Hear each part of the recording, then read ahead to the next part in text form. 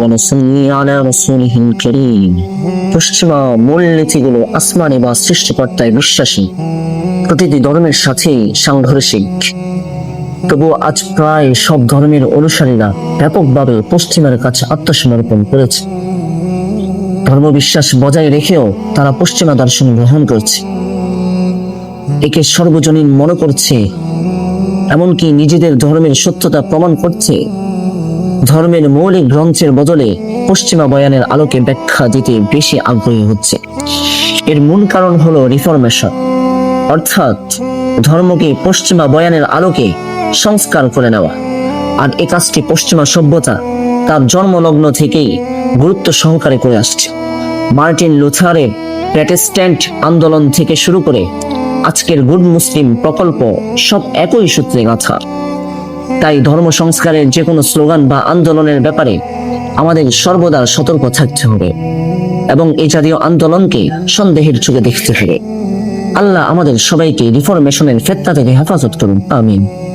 রিফরমেশনের ভয়াবহতা থেকে বেঁচে থাকা অবশ্যই জরুরি, তবে ঐতিহ্য ধরে রাখার নামে যেন আমাদের ভেতর স্থবিরতা না আসে। কারণ ইসলামের তাজদিদ নামক একটি মৌলিক ধারণা আছে, সেটা বলে গেলে চলবে না। এক্ষেত্রে মূল কথা সেটাই যা কোরআন বারবার আমাদের বলেছে, কোরআন সুন্নাহর দিকে রুজু করতে হবে।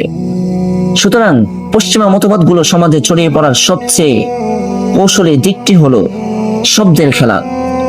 তারা তাদের মতবাদের মূল চিন্তাকে এমন কিছু শব্দ ও বাক্যের মধ্যে প্রবেশ করিয়ে দেয় যেগুলোর বাহ্যিক অবয়ব অধিকাংশ সাধারণ মানুষকে চমৎকৃত করে। ফলে শব্দের বাহ্যিকতার বিপরীত যে কোনো অবস্থানকে মানুষ ভালো চোখে দেখে না। ফলে শব্দের আড়ালে লুকানো কুফর সাধারণ মানুষের চোখে সহজে ধরা পড়ে না। পশ্চিমের বানানো পরিভাষাগুলো তারা অনায়াসেই গ্রহণ করে নেয়, অথচ টেরই পায় না। এসব পরিভাষার অন্তরালে লুকিয়ে আছে এমন কিছু ধারণা যা তাদের সবচেয়ে মূল্যবান সম্পদ ঈমান ধ্বংস করে দিচ্ছে। এই বিষয়ে বড় চমৎকার বলেছেন শহীদ মুফতি নিজামউদ্দিন শামসাই রাহিমাহুল্লাহ। তিনি বলেছিলেন, ইহুদিদের একটি চক্রান্ত হলো তারা এমন কিছু পরিভাষা আমাদের মাঝে ছড়িয়ে দিয়েছে যেগুলোর প্রকৃত মর্ম আমরা জানি না। আকর্ষণীয় মনকে আবৃত করে তারা সেগুলো আমাদের সামনে পেশ করেছে, আর আমরা বাস্তবতা না জেনে দিব্যি সেগুলো ব্যবহার করে চলছি। পশ্চিমা ফিতনা মুসলমানদের ঈমানের জন্য কতটা ভয়ঙ্কর তা অনুধাবন করার জন্য দুজন আকাবিরের বক্তব্য শুনুন। মাওলানা আশরাফ আলী থানভী রাহিমাহুল্লাহ তিনি তার কিতাব ইসলামী শাদি এই গ্রন্থে লেখেন, এই যুগে পাত্রের ঈমান কুফরের বিষয়ে খোঁজ নেওয়া জরুরি। বর্তমানে এমন এক সময় চলছে যে বিয়ে শাদিতে হবু বর দিনদার নাকি বৎকার তা দেখার আগে বরং সে ইসলামের গণ্ডির ভেতরে আছে কি নেই সে বিষয়ে খোঁজ খবর নেওয়া জরুরি হয়ে পড়েছে। কারণ মুসলমান কনের সাথে বিবাহ শুদ্ধ হওয়ার জন্য ছেলের ঈমান থাকা শর্ত।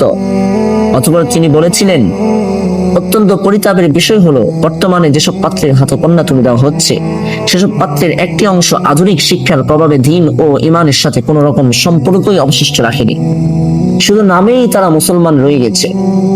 এদের মুখ দিয়ে কুফরি কথা বের হয় এবং ধর্মীয় বিষয়াদিকে এরা বিন্দুমাত্র তোয়াক্কা করে না। আল্লামা আনোয়ার শাহ কাশ্মীর রাহিমাহুল্লাহ তিনি বলতেন, বর্তমান নবীন জেনারেল শিক্ষিতদের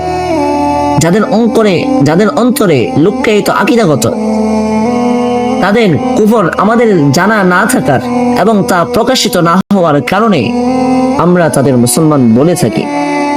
সে সময় আধুনিক শিক্ষায় শিক্ষিত মানুষ কত পার্সেন্ট ছিল এবং তখনকার ধর্মীয় পরিবেশ কেমন ছিল তা যদি এখনকার সময়ের সাথে মিলিয়ে তুলনা করা হয় তাহলে যে কোনো ঈমানদারের অন্তরাত্মা কেঁপে উঠবে।